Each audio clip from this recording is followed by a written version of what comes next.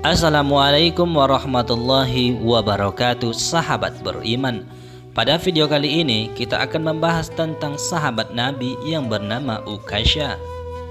Gimana kisahnya? Tonton video ini sampai selesai agar tidak gagal paham. Tetapi sebelum lanjut, jangan lupa subscribe dan aktifkan notifikasinya terlebih dahulu agar channel ini terus berkembang dan menyiarkan syiar-syiar Islam. Semua bermula setelah surah An-Nas diturunkan. Surat ini menandai wafatnya Rasulullah dalam waktu yang tidak lama setelah surat ini diturunkan. Demikian penafsiran sahabat Ibnu Abbas, pakar tafsir di era sahabat. Tentang surah An-Nas ini, Jabir bin Abdillah dan Abdullah bin Abbas meriwayatkan bahwa setelah surat ini diturunkan, Rasulullah berkata, "Wahai Jibril, jiwaku sudah terasa lelah." Kemudian malaikat Jibril berkata, "Akhirat itu lebih baik bagimu daripada dunia, dan pasti Tuhanmu akan memberikan sesuatu kepadamu dan kamu merasa ridha."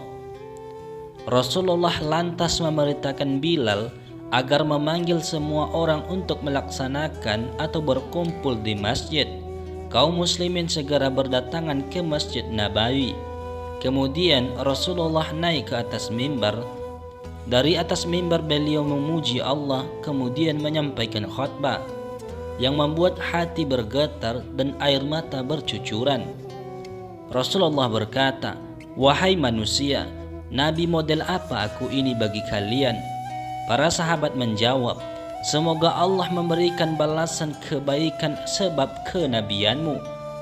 Engkau bagi kami bagaikan ayah yang penyayang, saudara yang bijak dan baik hati. Engkau telah menyampaikan risalah Allah dan engkau telah mengajak ke jalan Tuhanmu dengan cara yang bijak dan dengan tutur kata yang sopan. Semoga Allah memberikan balasan kebaikan yang lebih besar dari balasan yang diberikan kepada nabi-nabi lain." Nabi berkata, "Wahai kaum muslimin, demi Allah dan demi hakku atas kalian, barang siapa yang pernah aku zolimi tanpa sepengetahuanku, berdirilah dan balas kezoliman itu." Tidak ada seorang pun yang berdiri.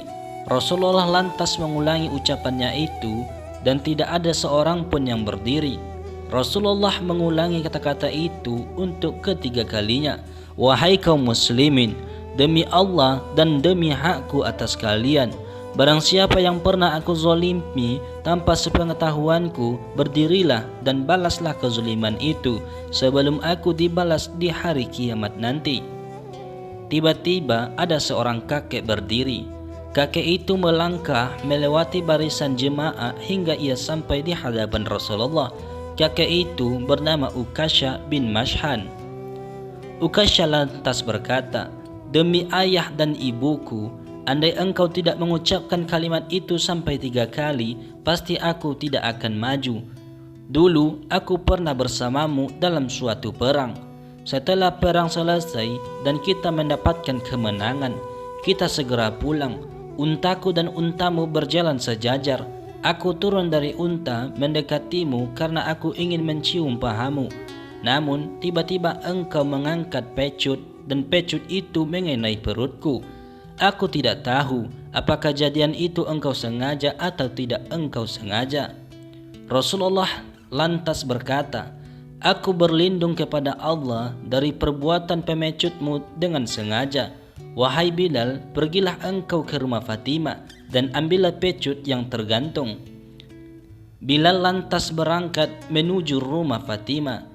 Tangan Bilal menepuk kepala sambil teriak histeris, "Luar biasa, ini utusan Allah meminta dirinya untuk dikisos." Sesampainya di rumah Fatimah, Bilal mengetuk pintu dan berkata, "Wahai putri Rasulullah, ambilkan pecut yang tergantung itu lalu serahkan kepadaku." Fatimah berkata, "Wahai Bilal, apa yang akan dilakukan ayahku dengan pecut ini? Bukankah hari ini hari haji, bukan hari peperangan?" Bilal menjawab, "Wahai Fatimah, kamu pasti tahu akhlak ayahmu.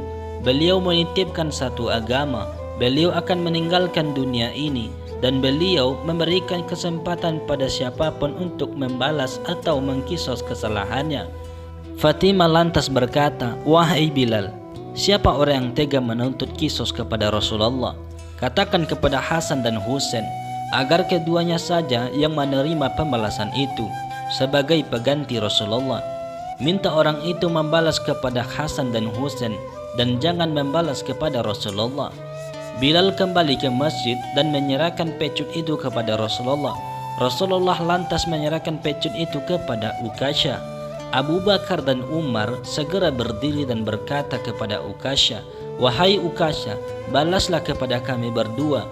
Kami ada di hadapanmu, jangan engkau balas kepada Rasulullah." Rasulullah berkata kepada Abu Bakar dan Umar, "Diamlah kalian berdua, wahai Abu Bakar dan Umar. Allah tahu ketinggian derajat kalian berdua." Ali pun berdiri dan berkata, "Wahai Ukasyah, sepanjang hidupku aku selalu bersama Rasulullah. Sungguh aku tidak tega melihat Rasulullah dipecut. Ini badanku, balaslah pecukan aku 100 kali, jangan engkau balas Rasulullah." Rasulullah berkata, "Wahai Ali, duduklah, Allah tahu derajatmu dan niat baikmu." Selanjutnya Hasan dan Husain juga berdiri dan berkata, "Wahai Ukasyah, engkau akan tahu bahwa kami adalah darah daging Rasulullah. Engkau membalas kepada kami sama dengan engkau membalas Rasulullah."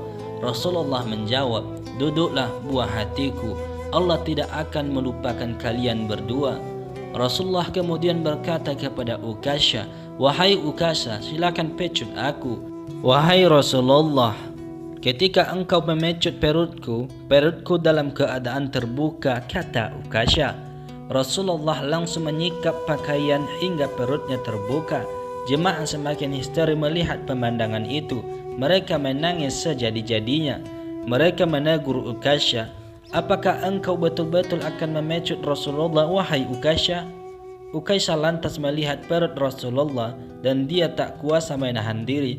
Langsung merengset tubuh Rasulullah SAW dan mencium perutnya. "Demi ayah dan ibuku, siapa orang yang tega melakukan pembalasan kepadamu, wahai Rasulullah?" ujar Ukasyah.